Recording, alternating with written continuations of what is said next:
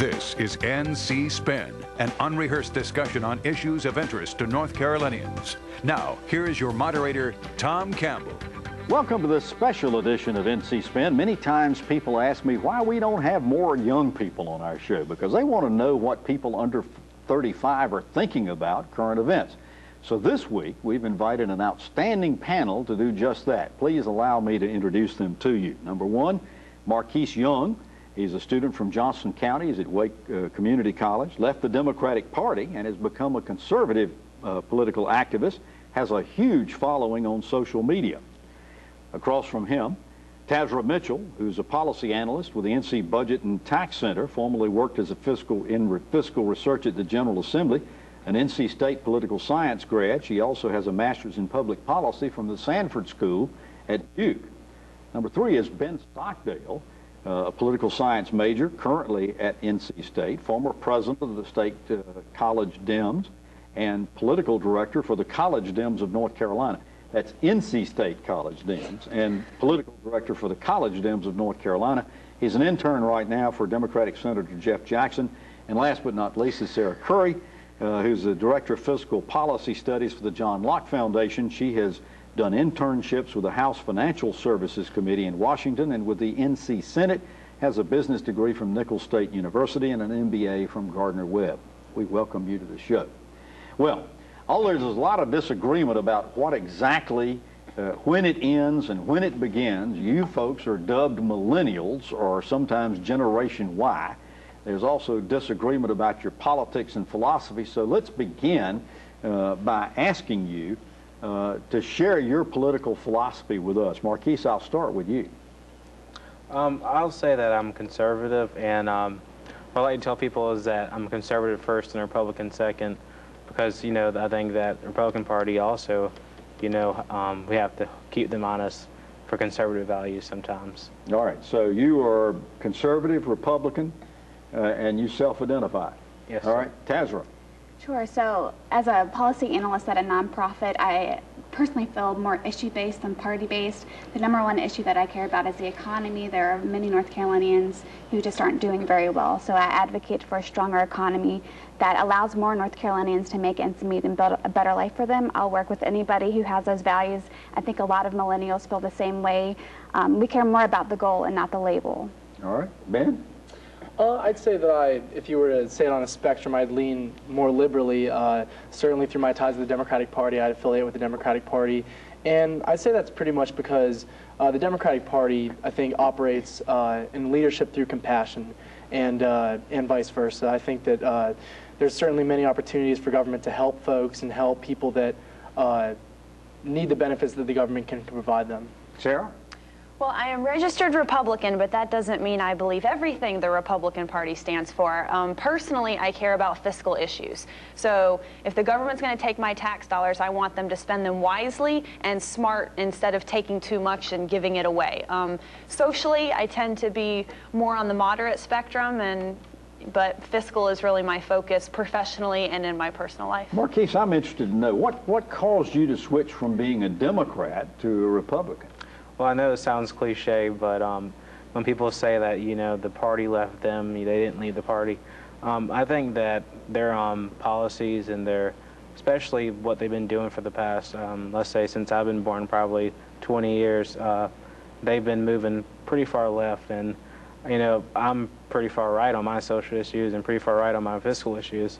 So I just think that I was tired of, you know, compromising my values. All right, Sarah, we know that the civil rights movement influenced the baby boomers, Vietnam and Watergate influenced the generation that followed immediately behind them. What are the events that has shaped your generation, your millennial generation? For me, I would have to say it's 9/11. I remember exactly where I was. I remember the feelings that the country was having at that time.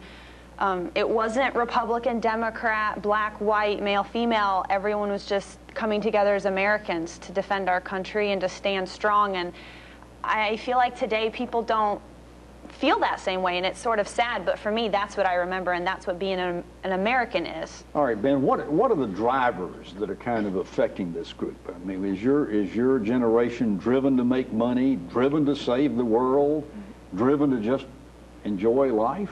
What are the drivers? So I'd say that millennials can be characterized by a heightened sense of social responsibility, in that even if we're taking jobs with large corporations, we want to make sure that we are doing something that is contributing to a better society and contributing to a world that when we leave it, we can be happy about what we've done. All right, Tazra, an article in The Atlantic recently stated that millennials' political views are at best in a stage of constant metamorphosis, and at worst, totally incoherent. How do you respond to that? No, I think that that's true. I think, you know, high schools really just don't teach current events very well. I feel like Twitter has really opened the door in terms of expanding my knowledge as one of the older millennials, but I feel like the more that we learn about these issues, the more that we learn about public policies that we don't learn in school and the disparate impact of some of those. I feel like we can really, you know, switch our views at the snap of a finger just by expanding our knowledge. All right, so I'm interested in knowing, where do you guys get your news? Where do you find out about public policy and political events? Let's go around the table very quickly. Marquise? Today, probably at social media, like majority of social media. Define which social media. Probably, since I have, you know, a big Twitter following, probably Twitter and Facebook. All right. Tazra? Online newspapers, but also Twitter. I follow a lot of journalists, both state level, local level, and federal level. Ben? Oh, I'd say social media and online too. I don't even have cable anymore, so I'm just online. All right. Sarah? I get the Sunday paper so I can clip coupons, so I'll read that. And I also follow blogs, so. Now, it's interesting to me. Nobody talked about network television. Nobody talked about cable. Oh, I'm not going to pay for cable. I've got Netflix, and that's all I need. I'm not going to pay for it. All right, so this generation is getting essentially non-traditional news sources to form your opinions. If I am a political candidate and I want to communicate with you, how's the best way for me to do it, Sarah? Well, stop coming up to groups of young people on the side of the street saying, how do I talk to the young people? I mean, we're human. Just talk to us, and everyone has different interests, and we're going to talk to you based upon our interests. All right. Anybody else? Yeah, I'd say that when I try to work with candidates and when I'm helping people craft the way they talk to people, I just say, be genuine. You know, I think that millennials are tired of political rhetoric. We're tired of hearing the same old, so we just want people to be genuine. Anybody else? Tazra? But if you want us to read your information and read your views, if you want to sway us, have a newsletter, have a Twitter account or a Facebook account, have somebody on your team that does the social media. I really do feel strongly that you'll reach far more millennials than you would otherwise. Marquise? I say just show up. I definitely have to deal with this mostly with the Republican Party. Like, you guys need to show up at campuses and show up places that you don't normally show up. Well, if you like NC Spin and you want more, be sure to visit our website, ncspin.com, or NC Spin on Facebook. We've got exclusive video footage you can't get anywhere else. Plus, you can read perspectives from opinion leaders across our state. Get more balanced debate from the Old North State on ncspin.com, NC Spin on Facebook, or at NC Spin Tweets. When we come back, we're going to talk about the state of the state. NC Spin will return after these messages. 98% of farms are family farms. Families that believe in values like hard work, faith, and integrity. Farmers care for their crops, land, and animals because it's their passion and it's the right thing to do. They take pride in raising healthy, affordable food for your family and their own. Their livelihood depends on it. At Farm Bureau, we believe in farmers, their values, and their way of life.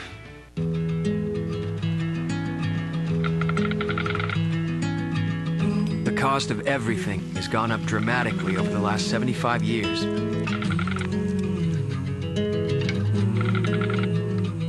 With one exception, keeping electricity affordable. That's the power of your co-op membership. Learn more at togetherwesave.com. North Carolina's Touchstone Energy Cooperatives, looking out for you.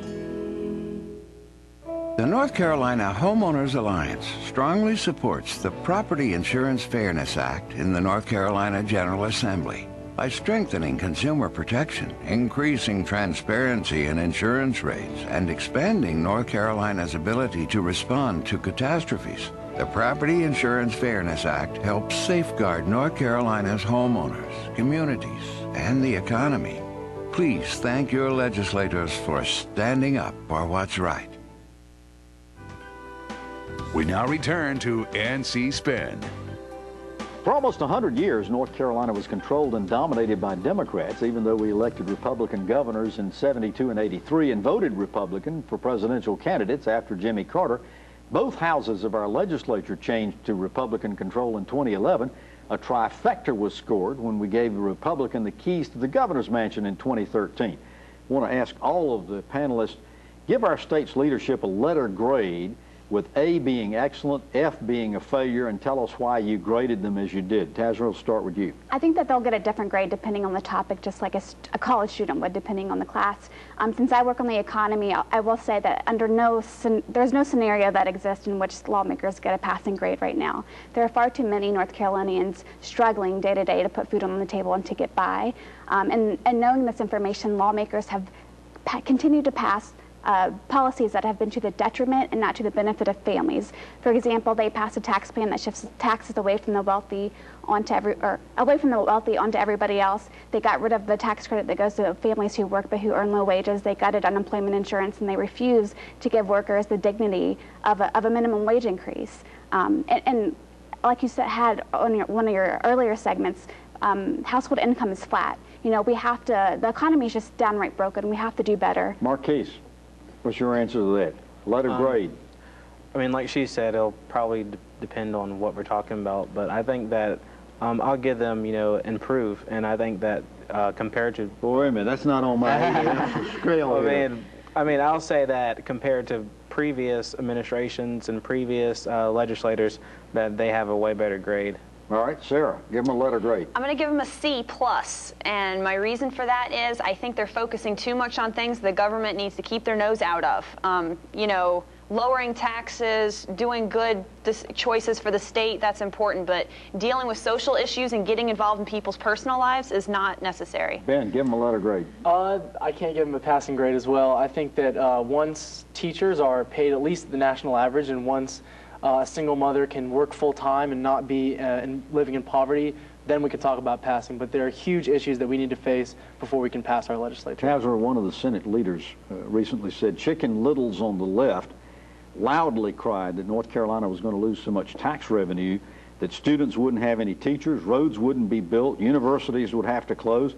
Went on to say that Republicans have produced a $400 million surplus in this current year's budget that proves their policies are working. How do you respond to that? You know, his quote reminds me of the rooster that claims credit for the rising sun because it crows every morning. That would be a mistake. There's just no causal evidence that those tax cuts cause a surplus. Even Art Pope said it in the News and Observer that there isn't any evidence. What the data shows is a growing national economy, nothing truly special in North Carolina.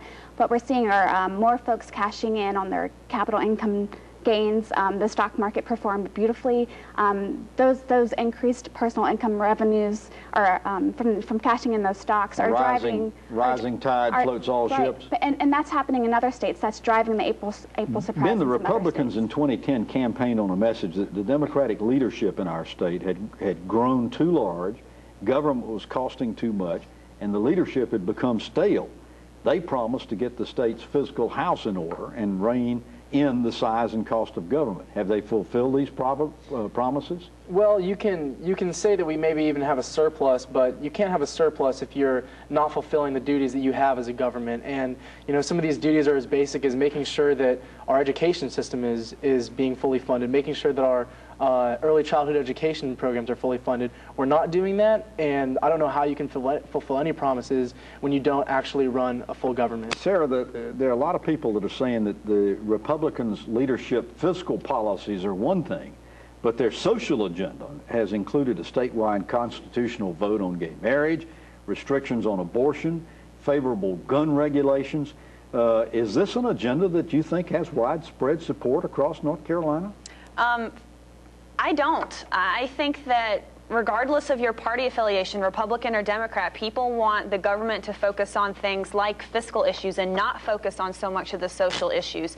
I don't think the government has any right to tell someone who they can or cannot be in a relationship with, or if you should or should not have a gun. That's not the government's responsibility, and they should be focusing on more pressing issues for our state and not trying to tell people how to live their lives. And Marquise, Democrats charge that this legislator and the governor have made dramatic cuts to education, cuts that have increased cut class sizes, cut teaching assistants, driven teachers from the classroom, and taken funding away from public schools in favor of charters and private schools. Republican leaders say this isn't so. What's your view on that? Well, I kind of wish that we had all these critics, you know, back in the past with Ed Perdue and everyone else, while teachers were getting fired and let go. But I think that those allegations don't hold true, as we've seen with the recent Senate campaign. All right, we're going to ask these millennials to give us their viewpoints on some current issues after these messages. NC Spin will return after these messages. Where do you go when you need to know? ANC makes it easy for you to get the information you need to make well-informed public policy decisions. Our members are industry leaders who are ready to share their industry-specific insights with you. Want to hear both sides of the story? ANC members can tell you. Just use the ANC member directory as your guide or call us directly. ANC members have the knowledge, expertise, and perspective you need to create public policies that are good for North Carolina. We are ready for your call. I was asked by someone months ago, isn't Medicaid in North Carolina broken? And my answer was no. There are parts of it that need to be improved. There are parts that need to be changed. But the whole system's not broken. There are a lot of things that are working very well. What is working well is that we have a physician-led, physician-guided team effort. It's built on the concept of physicians having medical homes, patients having medical homes. And that system that we've created in North Carolina has done wonderful work. It has saved money, it's improved quality, and we have data that demonstrates that. That's what we need to retain, that's what we need to build upon. We don't need to replace that. North Carolina's Family Physicians supports Medicaid reform that builds on our state's foundation of medical homes. OurNCHealthcare.com.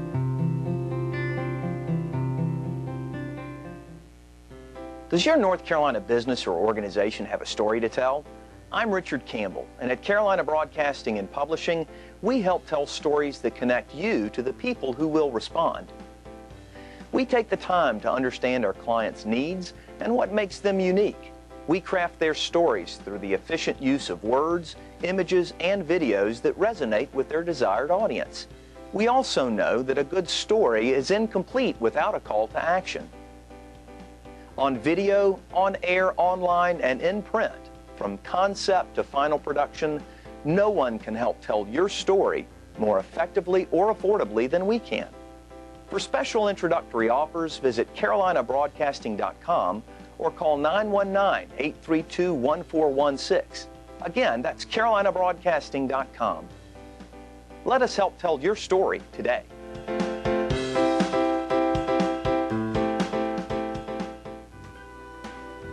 We now return to NC Spin. I hope you're enjoying this conversation with young people and finding out a lot from them, as I am. We're going to ask our panel to give you their reactions to specific public policy issues that either currently or have recently been in the headlines. All right, first of all, I want to ask each of you to tell me, following the 2010 census, the legislature redistricted our legislative and congressional districts and followed it up by passing comprehensive voting reforms, which included, among other things, requiring an ID to vote. Tell us your viewpoint on the changes to the voting laws. Sarah, start with you. I have to have an ID to do almost everything in my daily life. Go to the bank or go get on an airplane or do anything. So I think having an ID to vote is a good idea. Ben? We're living in the most gerrymandered state in the nation. We have the most gerrymandered district in the nation. And the Supreme Court's going to look at our state, and the best case scenario is that our districts aren't blatantly racist. And even if they do hold up our districts, then they're still blatantly partisan. And we can go back to the drawing board, but why don't we throw out the drawing board and bring forward an independent redistricting commission? Amen. Tazra? I think that the voter law is it's been dubbed as the most suppressive law in the nation. I think that that's correct. I understand what Sarah's saying about having to have an ID to do all of these other things, but those things are not enshrined in the Constitution. People did not die for decades trying to actually vote. I think that supporters' claims that this is to address voter fraud is just not very honest. We know who does not benefit from this bill, and this is people of color. This is people who are older and millennials. Student IDs can't be used. Marquise.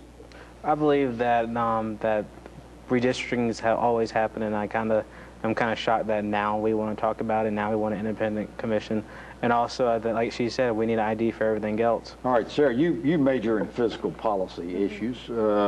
Talk about the tax reforms that were passed in 2013 and your view on them. Well, it's sort of a mixed bag for myself. So my husband and I's taxes actually increased. My grandmother's taxes went up. So personally, I had some problems with it. Now, from a professional standpoint, I like what they did. They removed some of the deductions for special interests, and they lowered the rate. Where my family didn't benefit from the tax reforms this year, I hope the legislature continues down their path and continues lowering that rate, so hopefully my family will see benefits. All right, I got a minute left in this segment. I want to hit a couple of other quick issues. Body cameras for law enforcement officials. Marquise, what do you think, and should it be made public? Well, you know, as an African American, I think there's a lot of distrust in police officers to do their job without supervision. All right, Ben, I want to ask about fracking and offshore exploration for energy. What's your opinion on that? I think that North Carolina can be a premier leader in renewable energies, and if we're going down the road of fracking or looking for ways to exploit the earth, then we're doing something that's only going to take us back in Tazra, I time. want to ask you about Medicaid reform. It's been a big topic over the last several years. Nothing's happened. Right. What do you think? I think that lawmakers need to move forward with Medicaid expansion, and their claims that you can't do that until you reform Medicaid falls flat on its face. We can learn from Indiana and Arkansas's example. If we expand Medicaid, we will create about 40,000 jobs and pump billions of dollars into our state economy. Sarah, school vouchers, what do you think of them? I think every child should be able to go to the school that benefits them the most. If you have a special needs child or a child that needs a little extra attention or a child that's academically gifted in a certain area, vouchers let that happen. All right, after these messages, we're going to talk about the upcoming elections. You'll want to hear this. NC Spin is brought to you in part by the North Carolina Farm Bureau. The Farm Bureau and Agriculture. We keep North Carolina growing. Hi, I'm Linda Loveland. I want the best for my kids. Feeding them foods they like within my budget is a priority. But what do we really know about these foods? North Carolina farmers and food experts give you a website to find it all. FeedTheDialogueNC.com, a place where moms like you and me can learn more about the foods we eat and the farmers that feed us. Check it out, add your input, and help feed the dialogue. Let's talk food at FeedTheDialogueNC.com. Medicaid system is not a perfect system. There are things that could be changed, but there's a lot that's going well with the system. Community Care of North Carolina is in place. It's a team of nurses, advisors, caregivers who help us out. We want to call and say, look, I've got Miss So-and-so here. She needs to have her weight checked each day because she's got congestive heart failure. Can you send one of those monitors out to the house and keep an eye on this and let me know if her weight goes up too much, because if it does, she's retaining fluid and she's going to be back in the hospital. We work together with them. That's a great system. It saves a lot of money. It's proven to work. We're not opposed to changing the things that need to be changed, but let's not throw out everything that we worked for the past 15 to 20 years. North Carolina's Family Physicians supports Medicaid reform that builds on our state's foundation of medical homes. OurNCHealthcare.com. We continue our special program talking with millennials, people under 35. Next year, we're going to have elections in our state to vote for the president, U.S. Senator, Congress, governor, council of state, and legislature. I want to ask each of you, 2012 and 2014 were years of big victories for Republicans. Is this going to trend continue in 2016, or do you see Democrats making a rebound? Ben Stockdale, we'll start with you. I think a lot of it depends on how the Democratic primary for the president turns out. I'm confident that we can have a strong vision and a strong leadership forward, and I'm looking hopeful that the Democratic Party can make big gains. I think there's too many candidates on both the Republican and Democratic side to say which way the state's going to go. All right. I think that Marquise. I think the Democrats will do way better than they've been in past previous cycles, but I do think there'll be a Republican victory. Interesting. Tazra. I don't know what the outcome will be, but I do think that politicians who are running need to heed the fact that millennials are a rising voting demographic. And when you look at the polling for millennials want a stronger economy, better workplace policies. Okay, that raises a great point. All of you, very quickly. What's it going to take to get your peers out to the polls to vote? We saw it in 28. It was a tipping point for Barack Obama winning the election. What's it going to take in 2016 to get y'all out to the polls? I would say genuine, aggressive messaging. All right. Anybody else? I was going to say, yeah, better messaging and tell them that they have a stake in this election. How important are the candidates? Very important. I think that millennials will not go out, some millennials will not go out and vote if they do not have confidence in the folks that are running. All right, as things now stand, let's talk about nominees. I want to ask each of you very quickly. Who's the Democratic nominee? Who do you see as the Republican nominee? Marquise, will start with you. Obviously, Democrat, I think it will be Hillary Clinton, and Republican, I'm really leaning towards Rand Paul, but I think that he's going to have an uphill battle. Tazra? I think Hillary Clinton. On the Republican side, maybe Marco Rubio. I feel like he's more moderate. Ben? I'm hoping for Hillary, and I'm praying for Ted Cruz. I don't know anyone else running other than Hillary on the Democratic side, so I'd go with her. And then I like Rubio, but I'm kind of waiting to see who else throws their hat in the game and see what goes. All right, Richard Burr is going to be running for re-election on the Republican side. What Democrat do you see running against Richard Burr? That's the $1 million question, right? There isn't anybody who's putting their hat in the ring. Kay Hagan doesn't seem very interested. I'm not sure if there's a state senator or anybody else. Anybody else have a name? I think Phil Berger. Really? Phil Berger Sr. I can see him saying, I'm the most powerful man in the state as pro tem. Let's try to become a U.S. senator. Interesting. You'd give that up. Worked for Tom Tillis, didn't it? Yeah. I think for Democrat side, probably Anthony Fox, but I think whoever runs is going to get beat pretty badly. All right. So far as governor is concerned, it's pretty well understood Patrick McCrory is going to be running for re-election again. Who's going to run the Democrat against him? Anybody? Roy Cooper? Roy Cooper's going to do it, hands down. Really? Hands down. And he's going to win the nomination? Yes. I don't see anyone else in the Democratic Party that could compete and beat him in a primary. Legislature going to stay in control of the Republicans in 2016? Unfortunately, I think a lot of the Republicans are going to stay there regardless of their policies and what they're doing. The game is rigged, and the Democrats did it wrong too when they gerrymandered, and it's time for the Republicans to say, we're not going to keep going down the same road. What's going to be the big issue on the minds of your peers in 2016 that'll propel them to the polls? I think it's the economy. I think a lot of millennials, getting married, having kids, buying that first house, getting that job, paying taxes, they want to keep the money that they're earning, and they want to send their kids to good schools. It's going to be the economy. And paying off student loan debt, which is, which is the highest for the class of 2015 than any other class. And this one just doesn't get a lot of play, does it? Folks, this has been fabulous. You've heard our spin on the issues of the day. To stay informed all during the week, give your feedback and read our weekly column. Be sure to visit our website, ncspin.com, or catch NC Spin on Facebook. We hope you'll join us next week when NC Spin will take on more balanced debate for the Old North State. Until then, we thank our panel of millennials. We want you to stay informed and watch out for the spin.